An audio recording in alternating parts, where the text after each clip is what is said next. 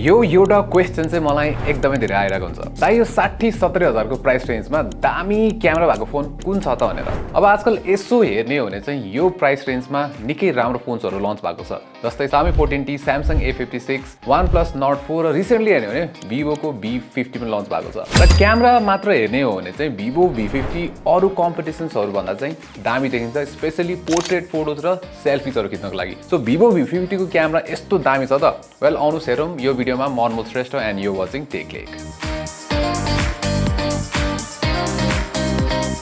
So फोटोजहरू नै हेरिहालौँ है त। अब एउटा फोनमा चाहिँ क्यामेरा राम्रो हुनको लागि हार्डवेयर पनि राम्रो हुनु नि त, क्यामेरा हार्डवेयर। र भिभोले चाहिँ यसपालि V50 मा चाहिँ भन्ने हो भने V40 बाट खासै चेन्ज गरेको छैन, वेल एक्सेप्ट मेन क्यामेरा। र मेन क्यामेरा त हेर्ने हो भने V30 कै सेम दिएको छ, 50 मेगापिक्सलको मेन क्यामेरा OIS। त्यसै गरी अल्ट्रा वाइड पनि 50 मेगापिक्सल V30 कै सेन्सर हो भने जुन अगाडिपट्टिको 50 मेगापिक्सलको सेल्फी क्यामेरा छ विथ अटो फोकस त्यो पनि V30 कै दिएको छ। वेल पुरानै सेन्सर भए पनि काम चाहिँ राम्रै गर्छ है। र यसपालि चाहिँ जुन सेल्फी क्यामेरा छ त्यसमा पनि जाइसको पार्टनरसिप चाहिँ छ। अब यो फोनले चाहिँ सबै फोटोजहरू राम्रो खिच्छ, तर यसले दुईटा कुरा चाहिँ एकदमै दामी खिच्छ, त्यो हो पोर्ट्रेट र सेल्फिजहरू। सो यो फोनबाट मैले यति धेरै पोर्ट्रेट्सहरू खिचेँ कि होइन, कहिले पनि यो चाहिँ नराम्रो आएछ है भन्ने चाहिँ मलाई कहिले पनि फिल भएन क्या। जुन ब्याकग्राउन्ड ब्लर छ एकदमै राम्रो छ, एज डिरेक्सन त्यो पनि अलमोस्ट पर्फेक्ट नै हुन्छ भने स्किन टोन पनि मजाले ह्यान्डल गर्छ है, अलिकति स्मुदन चाहिँ गरिदिन्छ यसले स्किन। त्यही पनि जुन पोर्ट्रेट्सहरू छ नि त्यो चाहिँ एकदमै अपिलिङ छ, धेरै नै राम्रो छ होइन। त्यसै गरी जुन जाइसँगको पार्टनरसिप चाहिँ यता एकदमै हुन्छ नि, काम लागेको जस्तो चाहिँ फिल हुन्छ के। प्लस यसमा चाहिँ हामीले डिफ्रेन्ट त्यो पोर्ट्रेटमा जुन इफेक्टहरू हुन्छ, जाइसको डिफ्रेन्ट इफेक्ट्सहरू छ त्यो पनि हामीले एक्सपेरिमेन्ट गर्न सक्छौँ र निकै राम्रो इफेक्टहरू पनि आइदिन्छ। सो बेलुका पोर्ट्रेट खिच्नलाई चाहिँ यसले यसको अरा लाइट सिस्टमले नि निकै हेल्प गर्छ र पोर्ट्रेटको जुन रिजल्ट्सहरू छ लो लाइटमा त्यो पनि राम्रै भन्नुपर्छ। हुन त अलिकति सफ्ट चाहिँ देखिन्छ फोटो है, अलिकति हुन्छ नि नोइजी देखिन्छ, तर यतिको रिजल्ट्स चाहिँ इम्प्रेसिभ नै मान्नुपर्छ। र सेल्फिजहरू पनि यो फोनले चाहिँ दामी नै खिच्छ, जुन कलर्सहरू छ लाइफ कलर्सहरू निकाल्छ, जुन फेस टोन पनि एकदमै नेचुरल आउँछ। त्यसै गरी जुन HDR कलर्सहरू सबै राम्रो छ होइन। प्लस हुन्छ नि तपाईँ चाहिँ एकदमै पोर्ट्रेट फोटोजहरू खिच्न मन लाग्छ भने यो फोनले त्यो पनि राम्रो गर्छ कि, लाइक मेन क्यामेरा जस्तो ब्याकग्राउन्ड ब्लर निकाल्छ, एकदमै इम्प्रेसिभ छ।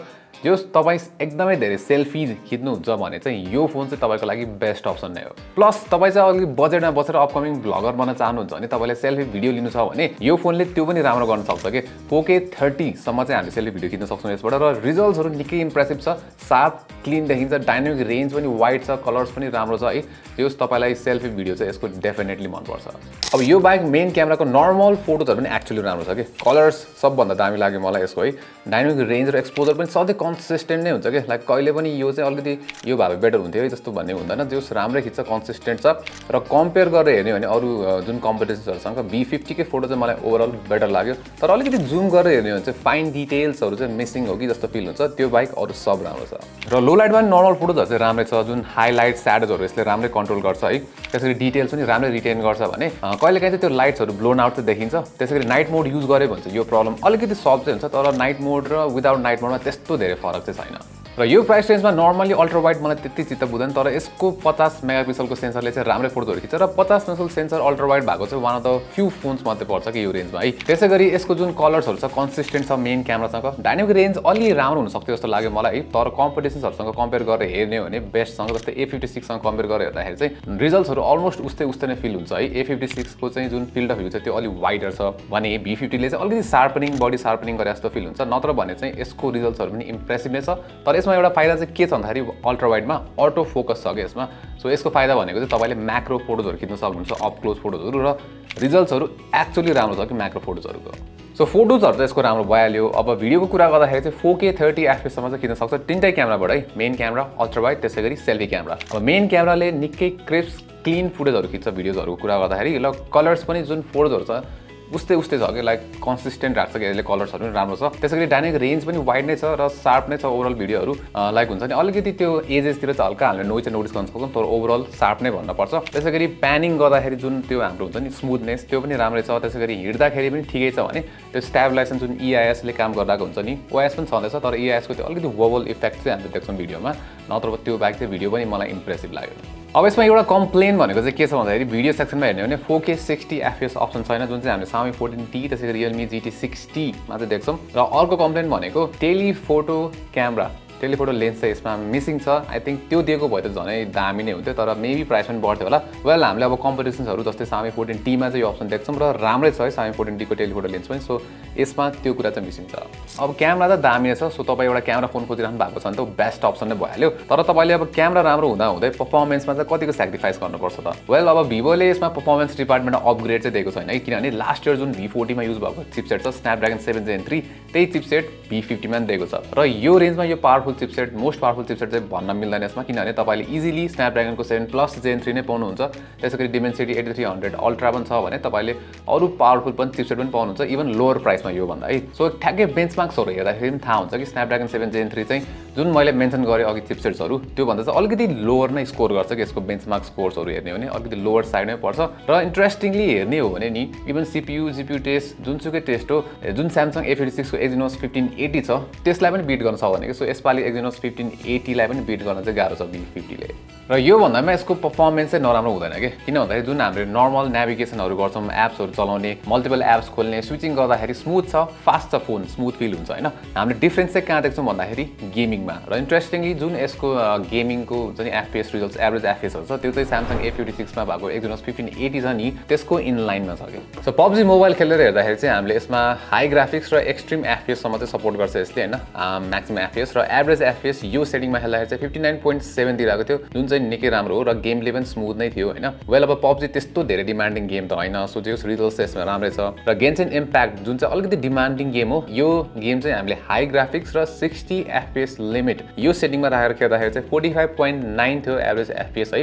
यो हेर्दाखेरि चाहिँ ठ्याक्कै Samsung को A56 जस्तो सिमिलर स्कोर हो तर यो रेन्जमा हामीले प्राइस रेन्जमा अरू फोन्सहरुबाट चाहिँ हामीले बेटर पर्फर्मेन्स चाहिँ पाउँछौँ तर यो फेरि त्यस्तो नराम्रो पर्फर्मेन्स पनि हैन के सो यो फोनमा तपाईले गेमिङ गर्न नसक्ने हैन तर के छ भन्दाखेरि यो प्राइस रेन्जमा तपाईले यो भन्दा एकदमै दामी गेमिङ पर्फर्मेन्स भएको फोन्सहरु पनि पाउनुहुन्छ र यो भन्दा कम प्राइसमा पनि है अब यसले गेम्सहरु खेल्न सक्छ तर एकदमै धेरै डिमान्डिङ गेम्सहरु धेरै बेरसम्म खेल्नुहुन्छ भने बेस्ट अप्सन चाहिँ डेफिनेटली हैन अब यसको डिजाइन हेर्यो भने त यो फोन कसैले नकिन्ने भनेर चाहिँ भन्दैन जस्तो लाग्छ है मलाई सो मलाई चाहिँ यसको डिजाइन निकै राम्रो लाग्छ र स्पेशली क्यामेरा मोडलको डिजाइन वेल V40 जस्तै छ सिमिलर तर अलिकति मिनिमल बनाएको छ पहिला भन्दा त्यसैगरी यो स्पेसिफिक स्टारी नाइट भन्ने भेरिएन्टमा चाहिँ के छ भन्दाखेरि होलोग्राफिक ब्याक प्यानल हो के त्यसमा चाहिँ तपाईले राम्रो हेर्नु भयो भने यो 3D हुन्छ नि स्टार इफेक्टहरु चाहिँ देख्न सकिन्छ जुन चाहिँ लाइक इम्प्रेसिभ छ र ओभरअल डिजाइन निकै प्रिमियम छ यसको अब त्यो बाहेक जुन यसको ब्याक प्यानल छ त्यो चाहिँ ग्लास नै हो भने फ्रेम चाहिँ यसमा प्लास्टिक दिएको छ र यसमा चाहिँ के छ भन्दाखेरि जुन डिस्प्ले छ नि त्यो चाहिँ क्वाड कर्भ डिस्प्ले हो कि सो चारैतिर चाहिँ कर्भ भएको छ तर के छ भन्दाखेरि V40 भन्दा चाहिँ यसको जुन कर्भेचर छ त्यो चाहिँ घटाएको छ यसपालि सो अलिकति फ्ल्याटर छ भनौँ न पहिला भन्दा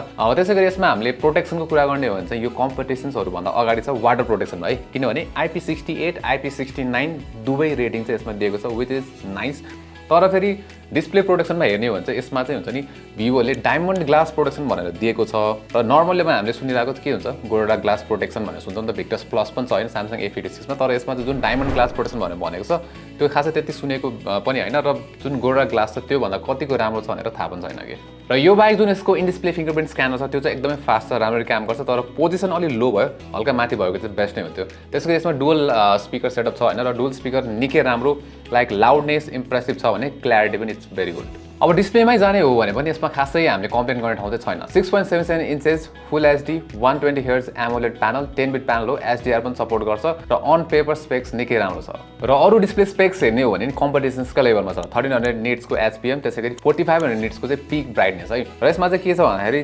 मल्टिमिडियाको लागि दामी डिस्प्ले आउटडोर्सको भिजिबिलिटी राम्रो छ मल्टिमिडियाको लागि राम्रै छ किन भन्दाखेरि जुन कलर्सहरु छ बेबेड छ त्यसैगरी हुन्छ नि हेर्न चाहिँ मजा आउँछ यसमा युट्युब भिडियोजहरु जे हेर्दाखेरि राम्रो छ डिस्प्ले है र एउटा सानो कम्प्लेन चाहिँ यसमा के छ भन्दाखेरि रिफ्रेश रेट अप्टिमाइजेसन भन्ने चाहिँ अलिकति इस्यु छ सो त्यस्तो खासै ठुलो इस्यु त हैन अब यसमा चाहिँ के छ भन्दाखेरि हामीले अटो स्विच अप्सनमा राख्यौं भने चाहिँ 120 Hz सम्म चाहिँ जाँदैन मोस्ट एप्सहरु चाहिँ 90 Hz सम्म मात्र चल्छ सो तपाईले चाहिँ हुन्छ नि फुल 120 Hz को स्मुथनेस चलाउने हो भने चाहिँ 120 Hz हाई अप्सनमै चलाउनु पर्ने हुन्छ के र यो 120 Hz अप्सनमा चलाउँदाखेरि चाहिँ ब्याट्री ड्रेन चाहिँ हुन सक्छ भन्ने कुरा हो तर यसमा 6000 mAh को सिलिकन कार्बन ब्याट्री छ सो ब्याट्री ड्रेन खासै इस्यु चाहिँ हुन्छ जस्तो लाग्दैन मलाई किनभने मैले यसमा झन्डै 5 घण्टाको स्क्रिन अन टाइम पाइसकेपछि पनि 32% चाहिँ ब्याट्री बाँकी थियो कि अझै सो यो भनेको तपाईले 2 दिनसम्म यो फोनलाई चाहिँ टिकाउन सक्नुहुन्छ नर्मल युजेजमा यसको चार्जिङको क्यापेसिटी पनि निकै फास्ट छ 90 वाटको चार्जर सपोर्ट गर्छ र बेस्ट पार्ट भनेको बक्समै चार्जर आउँछ र फुल चार्ज हुन 46 मिनेट्स लाग्छ अब लास्ट डिपार्टमेन्ट हो सफ्टवेयर र भन्ने पर्दाखेरि आई थिंक विकेस्ट पार्ट भन्नुपर्छ त्यस्तो विक पनि हैन कि खासै भन्ने हो भने out of the box android 15 आउँछ फ्रन्ट OS 15 नै हो यसमा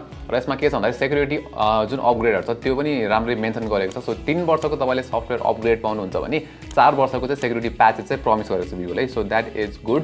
हुन त कम्पिटिसनहरूले धेरै दिन्छ, तर यो पनि ठिकै हो है। त्यसै गरी अब यसमा चाहिँ के छ भन्दाखेरि बेस्ट पार्ट भनेको युआई त्यस्तो बवाल नभयो भने युआई चाहिँ क्लिन छ कि लाइक एड्सहरू आउँदैन कि। र अब आजकल एकदमै ट्रेन्डिङ जुन एआई फिचर्सहरू छ यसमा पनि छ है, जस्तै सर्कल टु सर्च भइहाल्यो, त्यसै गुगल जेमिनाई। अर्को मलाई एकदम राम्रो लाग्यो भने चाहिँ जुन गुगल लेन्स छ नि त्यसको फिचरलाई चाहिँ एकदम इन्टिग्रेट गरेर स्क्रिन ट्रान्सलेसन फिचर बनाएको छ। बेसिकली तपाईँले चाहिँ स्क्रिनसट लिन सक्नुहुन्छ त्यो स्क्रिनमा जे छ र त्यसलाई चाहिँ अर्को ल्याङ्ग्वेजमा चाहिँ हामीले ट्रान्सलेट गर्न सक्छौँ कि। So just clever integration. त्यसै गरी अरू भनेको चाहिँ यसमा भोइस रिकर्डरमा जुन हामीले ट्रान्सक्राइब फिचर छ त्यो पनि राम्ररी काम गर्छ। रिजल्ट्सहरू इम्प्रेसिभ नै भन्छु म, राम्ररी ट्रान्सक्राइब गर्छ। र अर्को अब्जेक्ट इरेजर पनि भइहाल्यो ग्यालेरीमा होइन, जुन चाहिँ निकै राम्रो छ। हेर्नुहोस् तपाईँ आफैले बिफोर र आफ्टर फोटो लाइक निकै राम्रो पर्फर्मेन्स भन्छु। सो लास्टसम्म आउँदाखेरि चाहिँ तपाईँले थाहा पाइसक्नु भयो होला चाहिँ भिभो V50 क्यामेरा चाहिँ निकै इम्प्रेसिभ भनेर। Main camera, ultra wide camera, selfie camera सब दामी छ। पोर्ट्रेट र सेल्फी त्यसको मेन हाइलाइट नै भइहाल्यो है। र अरू कुरा पनि खासै तपाईँले चाहिँ धेरै सेक्रिफाइस गर्नु पर्दैन जस्तो लाग्छ मलाई।